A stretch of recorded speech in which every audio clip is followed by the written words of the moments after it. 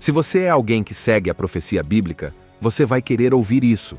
Algo aterrorizador aconteceu durante a tentativa de construção do terceiro templo. Assista até o final para saber mais. Vamos começar. A história começa com a Arca da Aliança, que era periodicamente movida de um santuário para outro nos primeiros anos do reino israelita. Após o rei Davi capturar Jerusalém, a arca foi levada para a cidade e se tornou um símbolo central da união das tribos israelitas com a monarquia e a própria cidade. Davi escolheu o Monte Moriá, ou o Monte do Templo, como o local para um futuro templo. Acreditava-se que Abraão havia construído um altar neste local para sacrificar seu filho Isaque. O primeiro templo foi construído durante o reinado de Salomão.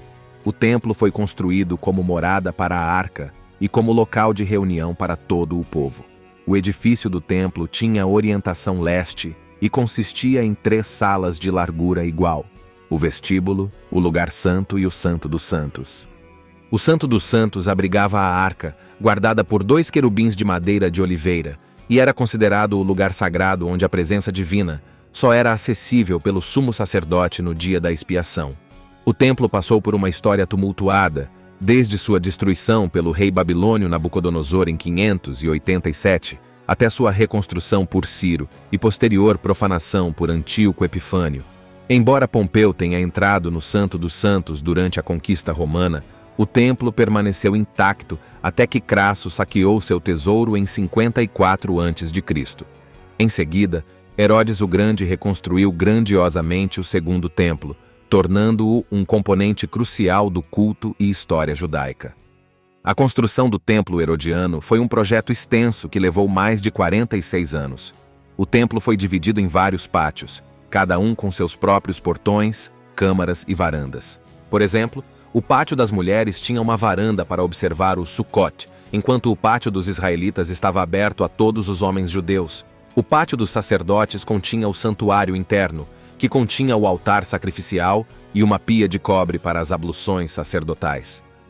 O templo se tornou o centro da vida israelita, sediando rituais religiosos, armazenando as escrituras sagradas e servindo como local de encontro do Sinédrio, o mais alto tribunal da lei judaica. No entanto, a destruição do templo marcou um ponto de virada na história judaica, com apenas um trecho do Muro das Lamentações, tornando-se um símbolo das aspirações e peregrinação judaicas. Apesar de ter sido incorporado à Cúpula da Rocha e à Mesquita de Al-Aqsa, controlar o Muro das Lamentações tornou-se um poderoso símbolo de esperança e perseverança. O que dizer do terceiro templo? O templo tem grande importância na história dos antigos israelitas, especialmente dos judeus, o que tem levado à especulação sobre a existência de um terceiro templo mencionado na Bíblia. Embora as referências bíblicas nem sempre sejam diretas, há 3 indicações nas Escrituras que sugerem a possibilidade de outro templo, 2 dos quais são literais e um simbólico. O que a Bíblia diz sobre isso? Indicação número 1. Os sacrifícios serão retomados. O livro de Daniel contém profecias que têm fascinado as pessoas por séculos. Entre essas previsões estão aquelas sobre a cessação dos sacrifícios no final da Era do Homem e o surgimento de uma abominação da desolação no final dos tempos. Além disso, alguns acreditam que os judeus irão construir um terceiro templo em Jerusalém antes do retorno de Jesus Cristo, e eles recorrem às escritas de Daniel para apoiar suas crenças. Daniel fala sobre o pequeno chifre que fará com que os sacrifícios diários cessem. Esse pequeno chifre se refere a Antíoco Epifânio, um tipo de poder falso e antirreligioso alinhado com um poder civil chamado a Besta. Daniel também fala sobre o sacrifício diário, sendo retirado no contexto de eventos no final dos tempos. Essas passagens levaram alguns a acreditar que os judeus irão construir um templo em conexão com um altar onde sacrifícios serão oferecidos. Outros acreditam que sacrifícios podem ser oferecidos em um altar sem construir um templo, independentemente dos detalhes. A crença de que os judeus irão retomar a oferta de sacrifícios é um tópico fascinante e debate, além dos escritos de Daniel. Jesus falou sobre uma abominação da desolação no final dos tempos que ficaria no santo lugar antes de seu retorno. Alguns interpretam o santo lugar como outro templo. Ainda assim, poderia se referir ao altar no Monte do Templo. O Monte do Templo está atualmente em contenção no conflito árabe-israelense.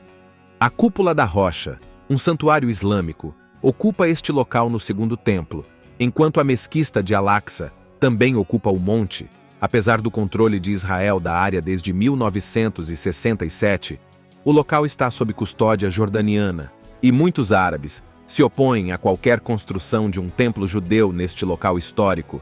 Os muçulmanos consideram o monte um santuário nobre e acreditam que é onde Maomé ascendeu ao céu, com tanta história e significado religioso ligados a este local. A possibilidade de um terceiro templo ser construído no Monte do Templo é incerta. Indicação número 2. A visão de Ezequiel. É uma seção fascinante na Bíblia, que descreve um templo que será construído no futuro. No entanto, determinar o momento deste templo tem se mostrado uma tarefa difícil. Alguns argumentam que o templo se refere ao milênio, o reinado de Cristo de 1000 anos na Terra. Ainda assim, essa interpretação levanta questões sobre por que os animais serão oferecidos novamente como sacrifícios, quando Cristo se ofereceu uma vez por todas. Alguns acreditam que esses capítulos em Ezequiel se referem ao Templo de Salomão. No entanto, uma vez que a visão de Ezequiel do templo veio após a destruição do Templo de Salomão, outros assumiram que a visão de Ezequiel era uma instrução de Deus para a construção de um segundo templo, ou para a reconstrução de Herodes. No entanto, as interpretações históricas não se encaixam nos detalhes específicos da passagem.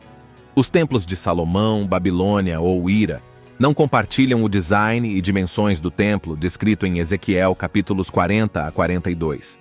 Além disso, os procedimentos de adoração delineados nos capítulos 43 e 46 não foram seguidos exatamente da mesma maneira na história. O rio que flui do templo, descrito no capítulo 47, nunca fluiu de nenhum desses 3 templos históricos mencionados na Bíblia. A melhor interpretação dos capítulos 40 a 48 de Ezequiel parece ser que descreve um templo construído durante o milênio para Israel, uma nação que não será mais dividida em 2 reinos. Este cenário é quando o Espírito de Deus será derramado sobre a casa de Israel, e Deus habitará entre os filhos de Israel para sempre. A presença das águas curativas que fluem do templo com o nome da cidade de Jerusalém, mudando para o Senhor, está ali. Outro indicador do milênio é encontrado em Zacarias, que diz que sim, toda panela em Jerusalém e Judá será santa para o Senhor dos Exércitos. Todo aquele que oferecer sacrifícios virá e os cozerá, embora não sejamos informados porque os sacrifícios de animais serão retomados no milênio, eles ocorrerão pelo menos por um tempo e estarão associados a um templo físico. Além disso, o Novo Testamento se refere ao povo de Deus como um templo espiritual. O apóstolo Paulo escreveu aos Coríntios, lembrando-os de sua identidade espiritual. Vocês não sabem que são o templo de Deus e que o Espírito de Deus habita em vocês? Se alguém destruir o templo de Deus, Deus o destruirá, pois o templo de Deus é santo e vocês são esse templo. Paulo enfatizou essa mensagem novamente em 2 Coríntios, afirmando que eles eram o templo do Deus vivo. Ele também falou sobre como os membros da igreja se tornam um templo santo no Senhor. Para explicar o simbolismo, Paulo explicou que Deus disse: habitarei neles.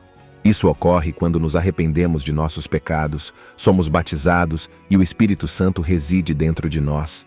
Ter Cristo em nós é nossa esperança de glória, e é assim que podemos nos tornar o templo de Deus. Comente suas opiniões e inscreva-se para mais.